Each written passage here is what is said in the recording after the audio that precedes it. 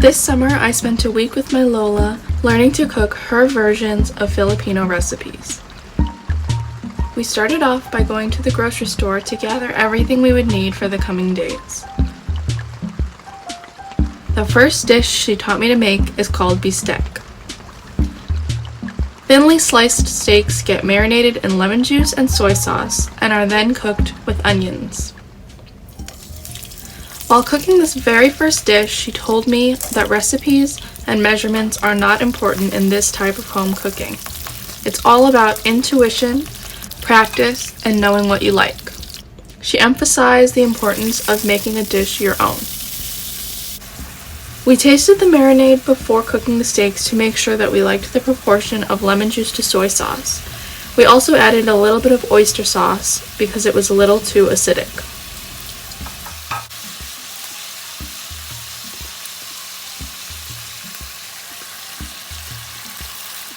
This dish made a great lunch served alongside sticky rice and quick pickled cucumbers.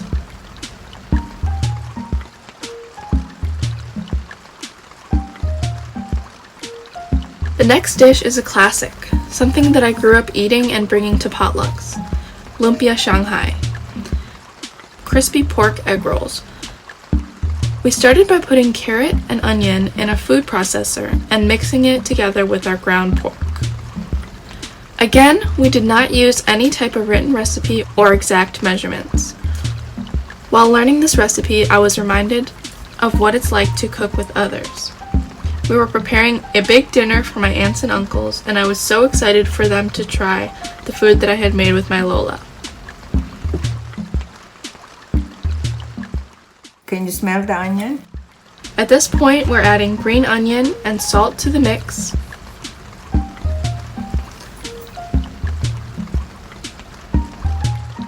And sniffing to make sure that the proportions are right.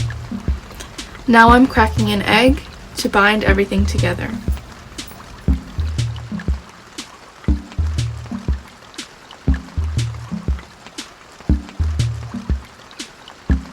Here I'm adding some soy sauce. Eyeball it. We added cornstarch as another binder.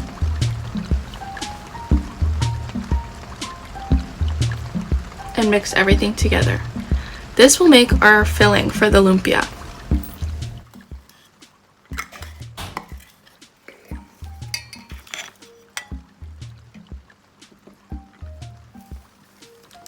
Here comes the wrapping.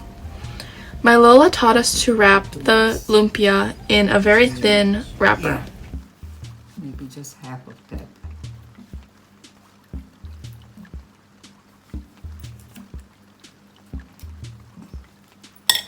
Oh, to help it stick? Yeah. Spread that out. Mm-hmm. This should be enough, right? Yeah. Please. Yeah, I'm gonna put it all in.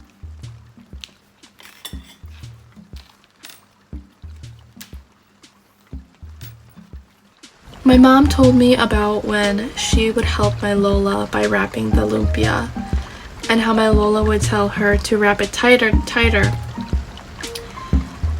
and less meat. I heard these same exact comments as my cousin Devin and I were learning to roll the lumpia ourselves. We chose to wrap the lumpia diagonally, which seemed a lot easier than lining up the filling parallel to the edges of the wrapper.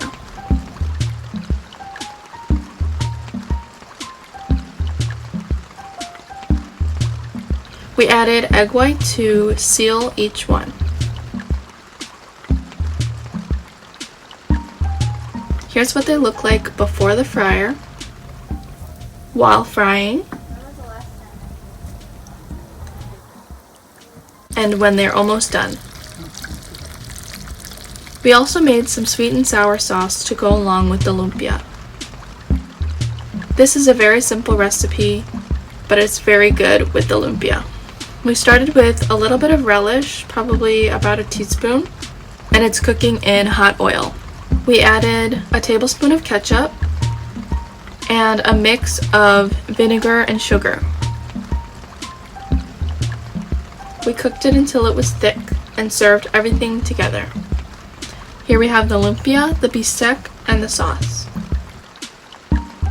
The next day we cooked pork barbecue sticks for my whole family. We started off with making the marinade, which was soy sauce, ketchup, banana ketchup, brown sugar, Sprite, and salt and pepper. I mixed everything together until homogeneous. Then I added some crushed up garlic while my Lola cut the pork.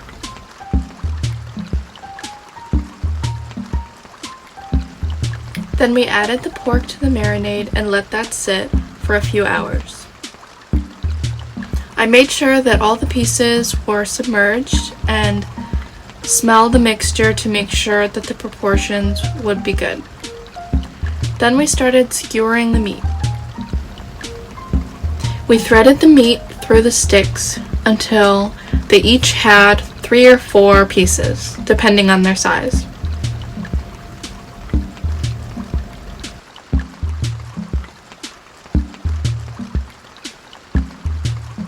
During this process, family members walked in and out of the kitchen, and we chit-chatted with them as we finished up skewering all the meat.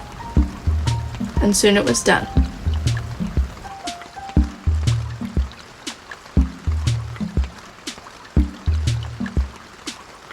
We also made Pancit Sotanghon for this dinner. This is something that my mom makes a lot and that I grew up eating. I chopped up some carrots, onions, and celery. Meanwhile, my Lola was boiling some chicken.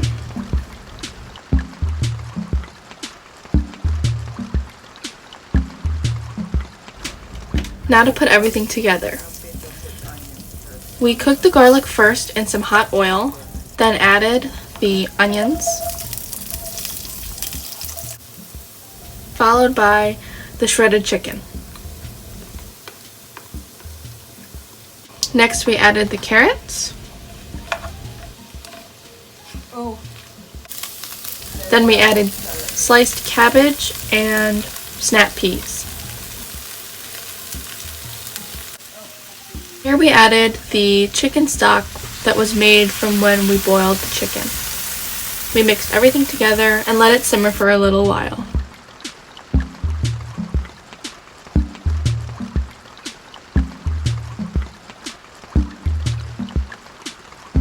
Next, my Lola prepared the glass noodles. We added them to the chicken broth and let them cook until tender.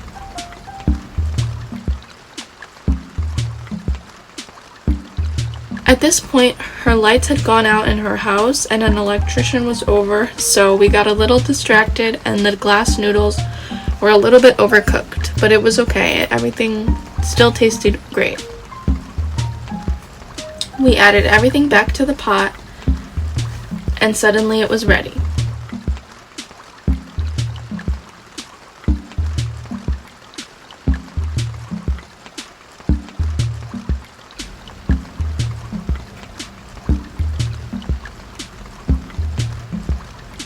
For dessert, we made Leche Flan, which was very easy to make but very satisfying because it feels like something much more difficult than it actually is. We started out by adding 6 egg yolks and 2 full eggs to a large bowl. Then I added sweetened condensed milk,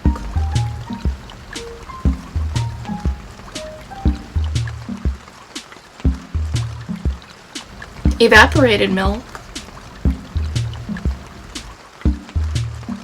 and beat everything together.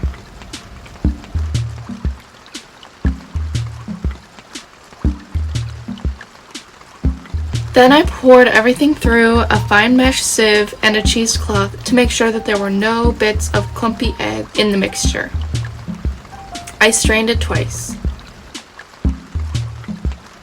Then I added some vanilla extract. My Lola likes to add lime, but I haven't tried that version yet.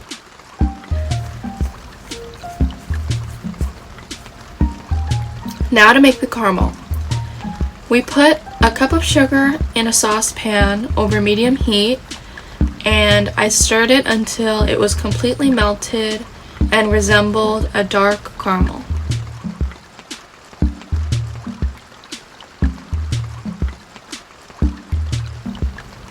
Then I added the egg mixture on top.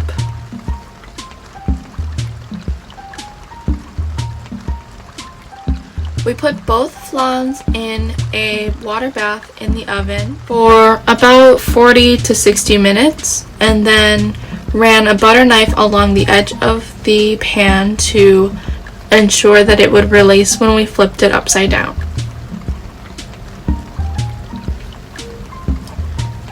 And this is what it looked like when it was done.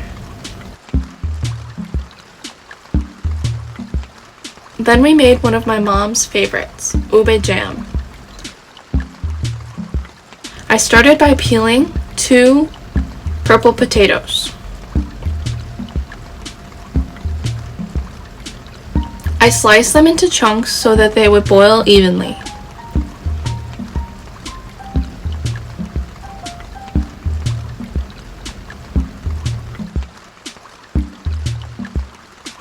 We boiled them until they were very soft.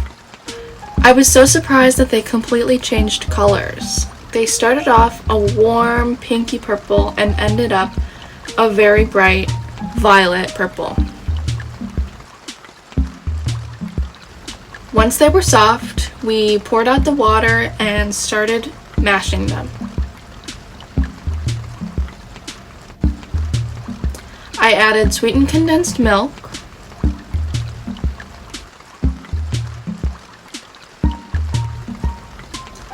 and mixed it all together. Next I added evaporated milk and stirred until everything was mixed together.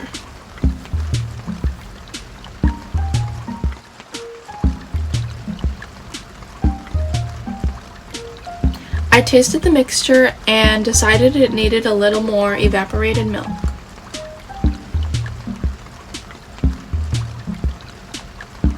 It all depends on if you like a sweeter ube or if you prefer to really taste the earthy potato flavor. Then we let the ube thicken over low to medium heat until it was the consistency of a thick mashed potato.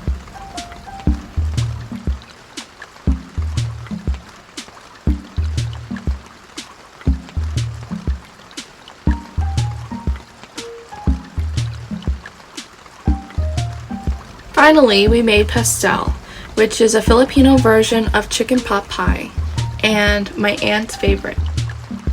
My Lola started by chopping up pieces of chicken into more manageable slices. We used calamansi to marinate the chicken. We also added some soy sauce. Then we hard-boiled 5 eggs. Now to make the filling. We cooked the chicken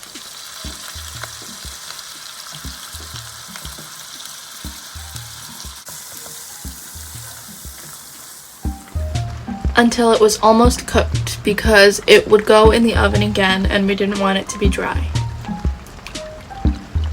Lola removed some of the juice and then she removed the chicken from the pan. We cooked the onion and the garlic. Then she added the chicken and the juice back to the pan. At this point, the bones are still in the chicken just to give the filling more flavor, but we did end up removing those when we filled up the pie crusts. We added potatoes, carrots, and olives to the mix. Then we started to make the gravy by adding a little bit of cornstarch at a time.